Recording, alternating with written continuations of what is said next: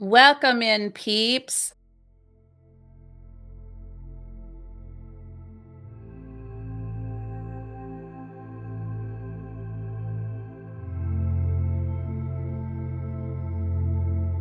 We are here for another episode of the UnMothered podcast. And today I have a special guest, a new friend that I met last year at Mary Snyder's Beach Retreat. And this is Kim Hardy. Kim Hardy is an author of a new book. It's called Fighting My Battles with God on My Side. It's available on Amazon now. She's a speaker who is passionate about giving hope to women through biblical truth. She seeks to inspire, renew, and restore hurting women who seek to be healed so they can thrive and live joy-filled lives. Kim loves to read, write, and spend time outdoors. She is married to her knight in shining armor who keeps her laughing. That is awesome. So welcome in, Kim. I know we're also in a couple of different of Mary's groups together. And are you going to the beach retreat next year? I don't think I'm going to be able to go. Oh, I was looking darn. forward to it, but Yeah, that was such a fun time. And I got to know Kim a little bit more, mostly on the last day. We sat on the couch and talked a little bit.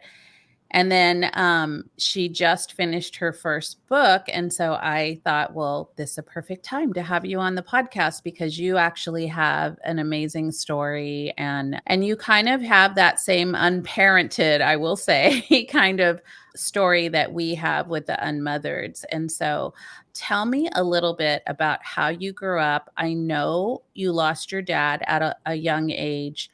And so we'll start there because I know that that had a big impact on you. yes. First off, thank you, Phyllis, for having me on. We, let's see, my dad passed away when I was 7. He passed away of a heart attack at the age of 32. I still remember the whole situation, like the whole, I guess, scenario really vividly. Like it's just painted in my head. He didn't feel good that morning. My mom took him to the hospital. My grandparents came over for a little bit. Actually, no, we went to a friend's house and stayed there so my mom could take him to the hospital. And then, of course, when she came home, dad wasn't with her. And, I was so little. It was daddy, not dad. Yeah. And life changed from there. We moved in with my mom's parents. So it was, I say we, it was my mom, and I had a younger brother, and he was 3, almost 4 at this point. And my mom was in her mid to late 20s. So, Wow.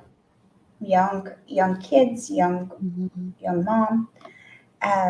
We moved in with her parents, and I had not met them until the funeral. Like really spent any time with them. I don't recall knowing Wow.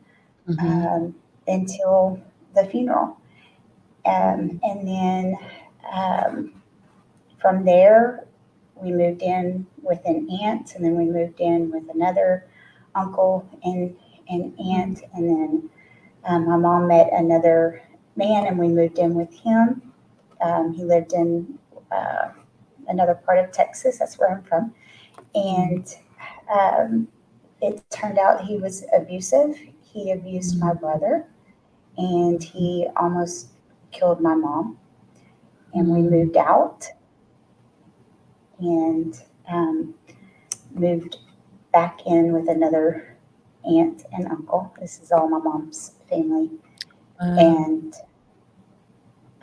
just kind of giving you a scenario of how this happened. So by this point, I was in 5th grade. Yes, 5th grade. We moved back to the town that my mom grew up in, and where I would finish out school. And we lived with this aunt and uncle for about a year or so, and then my mom met another man, and we moved in with him and his 2 boys. And like I said, I had a younger brother, so I was the only girl. So rough and tumble, um, tomboy. Here Mhm. I am, Um, it was not a Christian environment at all that I grew up in. There Mhm. was how you solved anything was a lot of arguing and yelling. Mhm. There was drinking just about every night, parties on the Yeah. weekend. Just not the best environment really Yeah. to grow up And I in. think what you're describing is so much trauma for you because moving from place to place, also so curious because it sounds like your mom had a fractured relationship with her parents because you didn't even meet them until the funeral.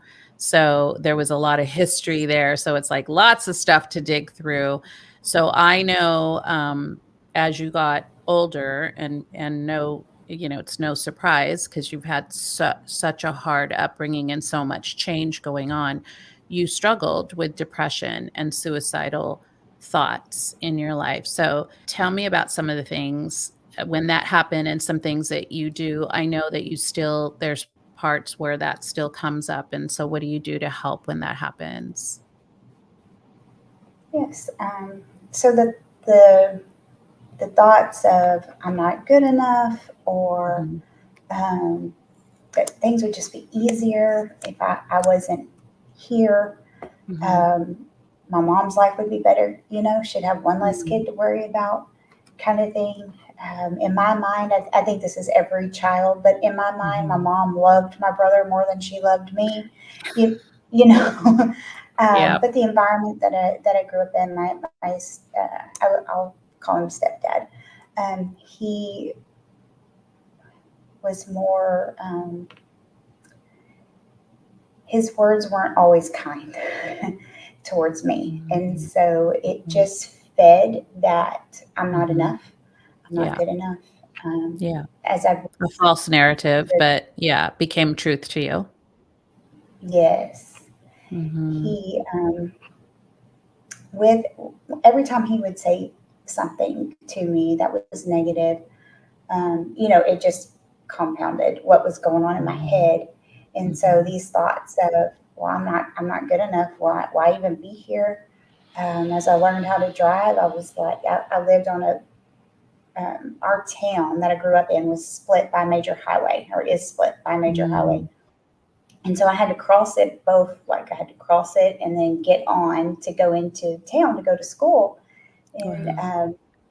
there would be times where I'm like, here comes an 18 wheeler, you know, Yeah. and I'm like, I could end my life right here, or Mhm. there's the trees. Let me go into. Let me just see how fast I can go and miss this curve, Mm. or just thoughts like that. Yeah. Wasn't brave enough to think about it going, or I was like, that's too messy. I ain't gonna do that, Yeah. you know. But yeah, um, it's but the crazy thought how was your there. mind, yeah, the thought's there. And yeah, and also like you're being told on a daily basis that you're worth nothing and you're not good enough.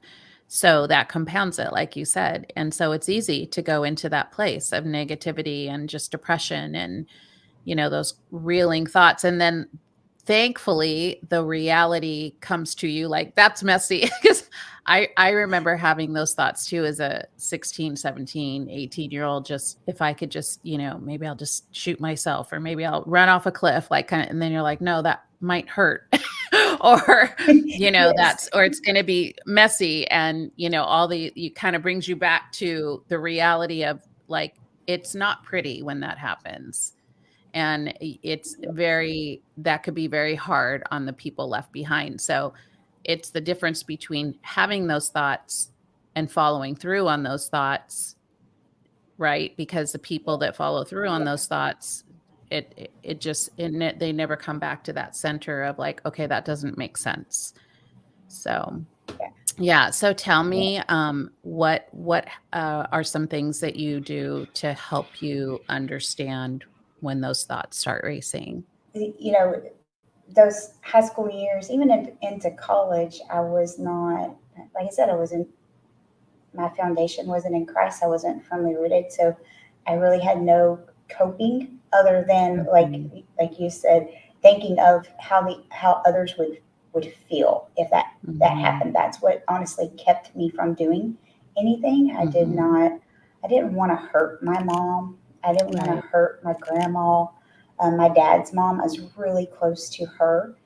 She was Mm. like a mom to me, and I was like, how would she feel if this Yeah. happened? She's already lost her son. Actually, she had Right. lost two sons at this point, Mm. and so I was like, that's not fair to her, you know. So, I, because of others and because I have that empathy, I didn't. Mm. But now that I'm older and I do have my faith in Christ, and thank Mhm. goodness for Jesus. You know, He came and has healed the broken in me, and I just I turn to Him. Mhm. I go to Scripture, but the first Mhm. thing you were saying is recognizing those thoughts. You have to recognize Yeah. that, oh, I'm starting to head that direction. I need to fix this. And so I pray, God help me to capture my thoughts and Mhm. think about, is this good? Is this pure? Is this Mhm. noble? Is this the truth? Is this coming from you? Or Mhm. is this Kim's thoughts? Or is this coming in from somewhere else? What's Yeah. feeding me?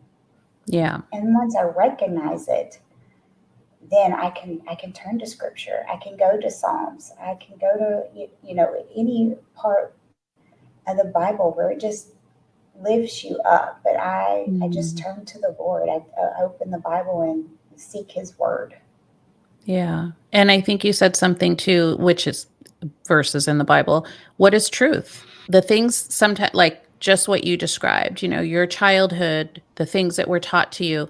What is truth? That is not true.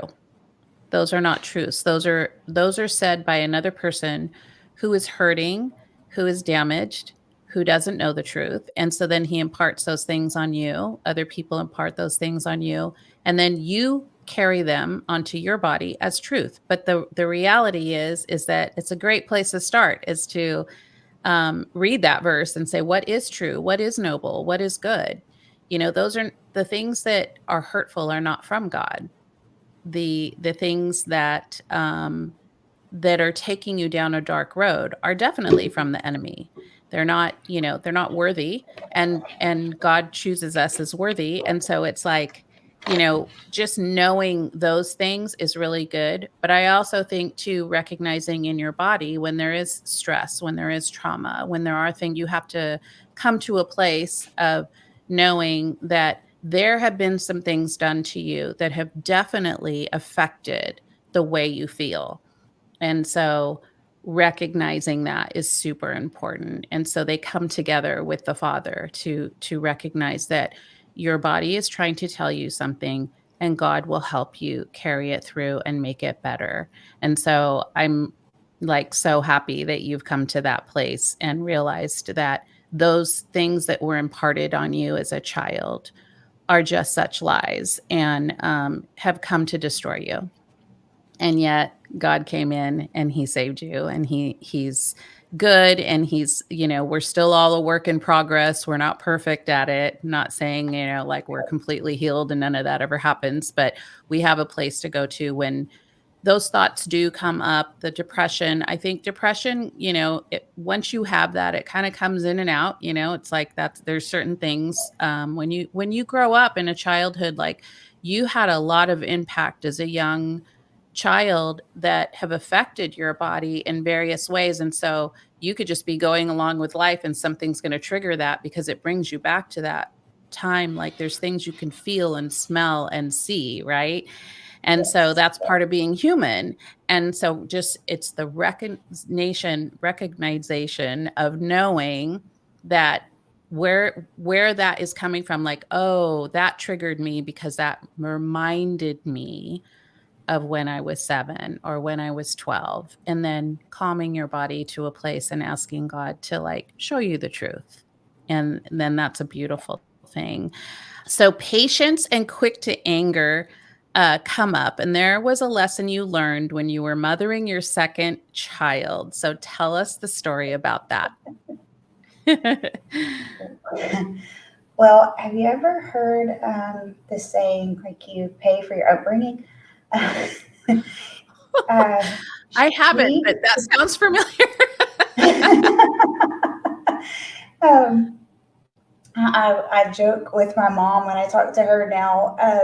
I'm like, I was not like this, so it's got to be I'm paying for my brother's upbringing, and she just laughs So and laughs. funny. But actually, my daughter is a lot like me. She has a very Mm. strong spirit, and she is strong-willed and determined, and wants to be independent. And as a matter of fact, she's 17 and trying to fly right now. And I'm like, hang on, hang on. She's got her wings, Um, girl. yes, yeah, she's ready to fly. And I'm not quite ready, but we're getting there. Oh. But she, like I said, she's a very strong-willed child. Yeah. And her toddler age was very, we butted Mm. heads so often. And back then, I had not learned how to quite manage my anger. And Right. so when she would get underneath my skin, I would just lash out at her, Yeah. and yell and scream. And the only thing that did was make it worse. It Yeah. did not help. It did not scare her. I mean, she was like, let's go, Right. She was not afraid of They are me. up for the challenge. Yes. My son, on the other hand, if I started raising my voice, he responded, and of course, he's firstborn, and he went to, he would go to his room and be like, I am staying Hmm. away from that woman. I don't know what is going on. Yeah. So I didn't have to learn that, but with her, Right. I did.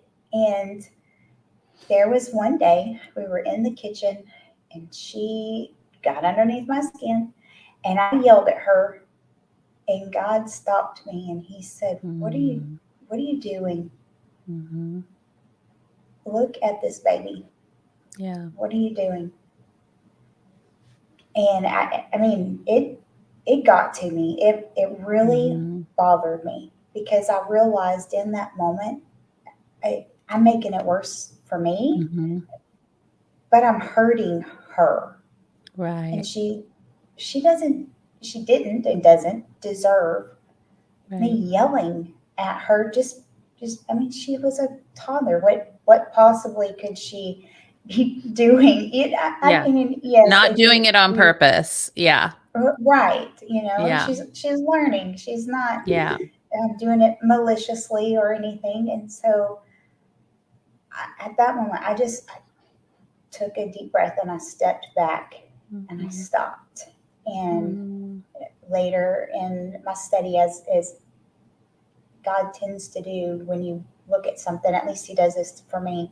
When He's trying to Hmm. teach us something, all of a sudden it Hmm. shows up everywhere. Everywhere you look, it's Yeah. like, here it is. And it was So good. in, yes, it was in whatever I was studying, and it was Yeah. talking about the scripture, you need to be slow to anger. And, Mm. how you talk to people is very important. And I knew that I was a teacher. I knew that, like, Mm. how you treat your students. You don't want to Mhm. yell at them. Mhm. You want them to respect you, so you respect them. Why am I not Right. doing this to my daughter? Why? Mm. And so at that point, I changed the way I started parenting. Now, Yeah. I was not 100% with it. I didn't start off and be like, oh, God saved me from this. No. Right. No. It No. was a steady, steady work in progress. And like us all, there's certain things that would get to me quicker than Yeah. others. And I would start, and then I'd be like, nope, nope, nope, you know.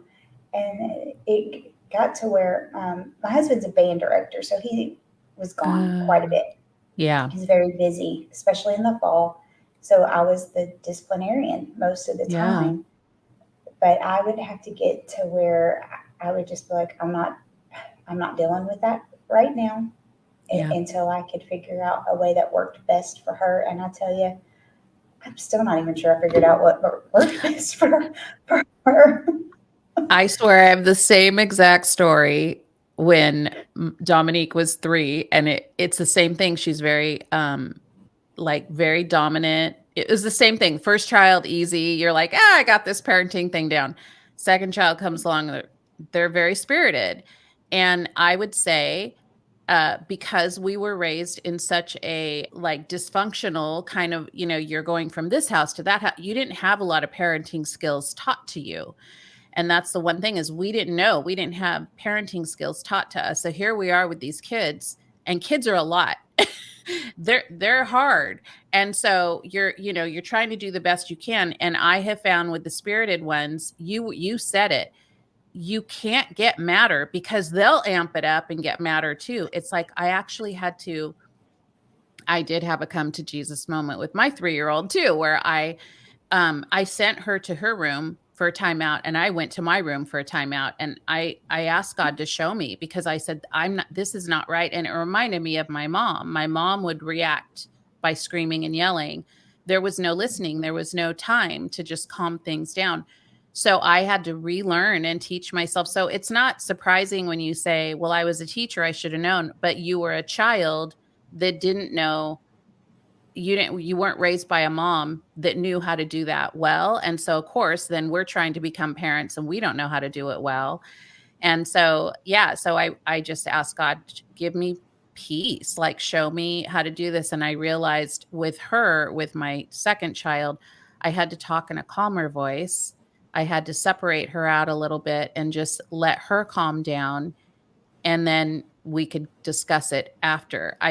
It's not the same thing as like the first one. You're like, go to your room and you're in trouble. And they're like, sorry. The second one's like, nope, don't care. Yes, yes, Yeah. And so, yes. so it's really good to learn those parenting styles, because I think, we automatically think there's no manual for parenting that is good, especially if you've grown up in a dysfunctional family. And so we all think that we're just going to grow up and know how to be parents. And it's the hardest job in the whole world. And I'll tell you right now, you're probably doing great. And it just Well, seems thank like you. we're not. But, now that my kids are in their 30s, I'm like, we're fine. I don't know how they survived me, but they're good. So it really is a lot of prayer, and it's just a lot of grace and learning how to, again, going back and asking yourself, is this right? Is this good? Can I, is this something I can change? Is it change worthy? Because just because you've been grown up in an environment, well, my mom did it this way and I should be able to do it. It's like, no, maybe that's not the right way. And maybe that's not helpful to your child, especially when they are spirited. You have to find different ways. So let's move on to comparison. I know that you have fought with this battle your whole life. And so talk to me a little bit about what that feels like, and how have you gotten to a place where you don't compare as much, or is it still a struggle? Uh, Before I answer, can I add just one more thing to Yeah, the parenting thing? absolutely. The church that we attended when my kids were young, there was a lady in there. Her name was Lisa, and I picked up on something, and I still actually use it sometimes today, like with myself or in a conversation. And those little ones, the toddlers, would get so frustrated and, you know, scream or start to cry, or they would hit because somebody took the toy, Mhm. that kind of thing. Mhm. And she would say, no, no, no, use your words. Yeah. And that started to help too, because it's like, I was like, oh, maybe if I encourage her to use her words, Right. Yeah. then we'll get somewhere. So I just wanted to share that. I thought that was so It's good, and really it was. good. Yeah. We tell that to our 3-year-old granddaughter now. We're like, use your words. Yes, yes. No, it helps bring Yeah, that frustration level down. totally. So the comparison, Mhm. yes, I still struggle with that, but not as Mhm. much as I Good. did. And um, it really stems from, we all compare, right? Like, oh, look at them, look at that, and especially the world that we live in right now, the Yeah. the social media and everything. It's like, Mhm. look at them. It's important to remember those are highlight reels. That's not everything that's going on. Yeah. It's I not have their to life. remind myself of that. Yes. Mm-hmm. The big thing for me is it started, junior high. Of course, you're trying to fit in and you're trying to, so you're looking at what you can do, but it comes from being accepted. I never felt accepted. I didn't even feel accepted at home. Mm-hmm. And so I would go to school and look around. Well, who's going to accept me? And this just Mm-hmm. continued, through high school. I could sit at just about any table at the high school Mm-hmm. because I was an athlete. I played volleyball, basketball, softball in junior high, and then in high school I Mm-hmm. just did basketball and softball. But I was a band member. I played the oboe in the concert season and the bass drum. That thing was as big as me, but I was out there playing it. Um, so really, I could, and I was, I'll give myself a little credit. I was fairly smart, so I could go and sit anywhere in the Mm-hmm. cafeteria, and I was accepted by them, but I never felt accepted. If Yeah. that makes sense, that Yeah. it wasn't like, no, you can't sit here. I never really had much of that. Now, granted, there were times, Totally. no, Yeah. We so and all so have, sitting here because, because yeah, mean girls. exactly. Yeah. Yes. Yeah. But I was able to find a spot where somebody'd say, "Hey, Kim, come sit here. Come Mm-hmm. sit by me." Mm-hmm. And that right there is a sign of acceptance. Right. So you were But punishing but yourself. Mm-hmm. yes, and I would Mm-hmm. sit there in silence and just hear their conversations and be like, "What are they thinking of me?" Like those negative thoughts just kept Mm-hmm. coming and coming, and then as I got older, going through to college, it was a little bit easier. Of course, I was more to myself, and I married my husband. Mm-hmm. Gosh, real quick into college because he accepted me. Yeah, he loved me. And so the comparison there at college wasn't near as much as in high school. Mm-hmm. And then, and as I got old, of course, when I had kids, then that comparison came back and it was really Mm-hmm. strong because I needed to be the best mom. What are the best moms doing? Right. What do they have going on? How can I fit in with them? How can I be accepted with them? Not realizing that every other mom out there is struggling, trying to figure Yeah. out these crazy toddlers and the newborn phases and sleep deprived just as much as I am. Yeah. I We was were all on the so, struggle bus. yes, yes. I was so self-centered, and Yeah. it embarrasses me to say that, but it's the truth. I was focused on me, Mm-hmm. and that was it, and my hurt. Without, I guess here's the odd thing, Phyllis, is I'm just realizing this like through writing the book and everything. Mm-hmm. God's been working on me with acceptance and comparison because I don't need to be accepted by people of this world. I need to acknowledge Him, Jesus, Mm-hmm. and Mm-hmm. that's who I'm accepted by. Ultimately, Yes. that's the Ultimately, that's all that only thing. matters. Yeah. Yeah. Yes. But I don't even think I realized that I was focusing on self. Like I was, Right. You weren't blinders doing were it. on. Yeah. It wasn't selfish reasons. You were focusing on self because you felt insecure. And again, it's like you don't have a meter to look at from your past to have this, like we weren't taught, people weren't speaking beautiful things into our lives, and so everything was this negative thing, so it's automatically then you go from that to shape shifting into, well, if I'm this way, then that means I'm loved, right? That Yes, means people will yes, accept me, and it does come down to, at the end of the day, it doesn't matter what people think. Like, of course, we want to love people and be loved by people, but when we make that our focus, we forget that it, this world isn't like doesn't matter what people think. At the end of the day, we want to have eternal life, and we want it's what God thinks of us, and also He loves us, and so we're good. Like He's made us individual, and I think that's like such a beautiful thing with we're always trying to be like someone else. And yet he's like, I made you because Yes. you're special that way. So, yeah. Yes. So, comparison is a crazy thing that I think even more so this generation deals with, like, because, like you said, social media, everything is instant, like everything has a purpose. Like, it's very, it's like more visualized.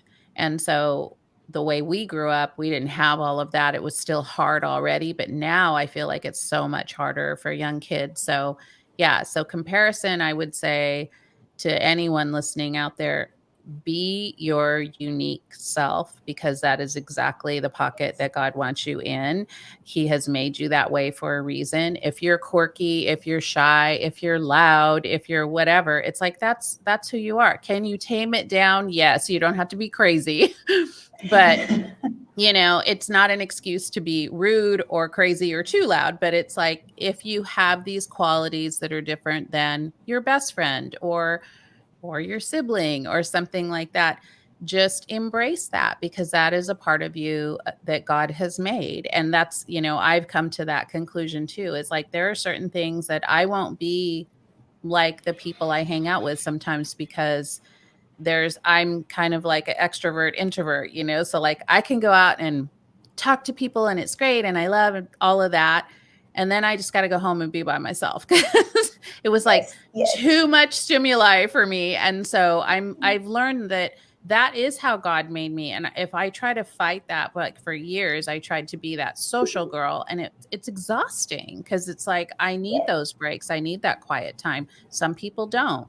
So knowing what your personality is and who you are and how he made you is like, it's like half the battle, right? So let's talk, we've got a few more minutes. Let's talk about your new book of Fighting My Battles with God by My Side. So I know God has shown you on this journey not to compare. Is there anything else that he has taught you from this book? Oh, wow. Yeah, there is several lessons along the way. The acceptance, it has Mm-hmm. been real big, Mm-hmm. especially lately. He's just bringing it to the forefront again. Like, keep focusing on me, keep walking Mm-hmm. with me.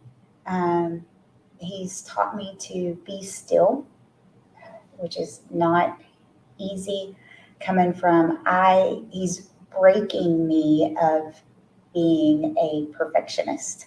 So I call myself a Mm. recovering perfectionist. Um, and just not planning so much and Mm-hmm. allowing God to work in my life, like giving myself some margin.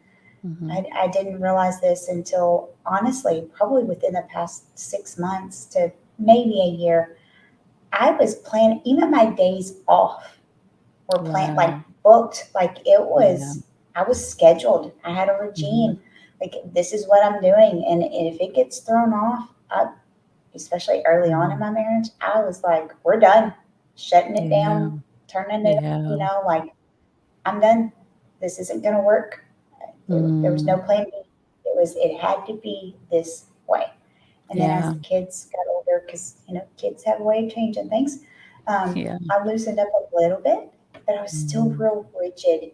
And it Mm. wasn't, like I said, until the past 6 months or so, Mm. a year. It really started a year ago, um, this past June, where he was teaching me um, Mm. to break those plans. Like, this is your day off. You Yeah. don't need Yeah. to plan it. Just relax. And Yeah.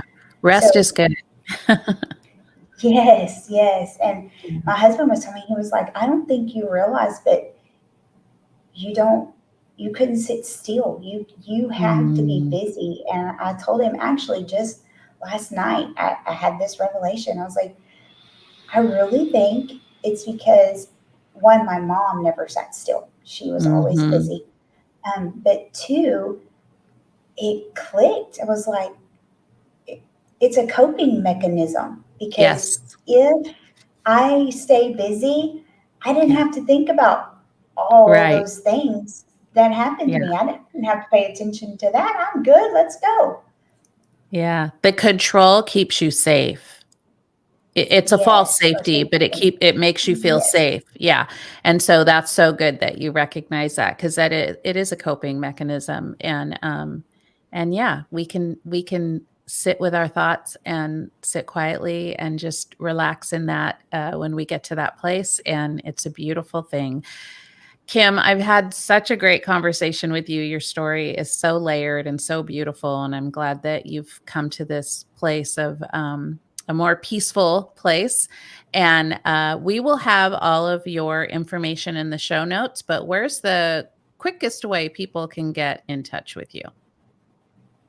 Um, I have a Facebook page. You can find me Okay, on Kim Hardy, author speaker, and you can perfect. message me through there. Awesome. Well, thank you so much for this time. I think this is really going to help other moms out there, the childhood things and also the mother things that we have gone through and are still going through. The depression, the talk of the depression, and the thoughts that swirl through our heads, and how we can ask God what is true and what is pure. And so I just want to thank you so much for being a part of the podcast today. And until next time, peeps, we will see you later.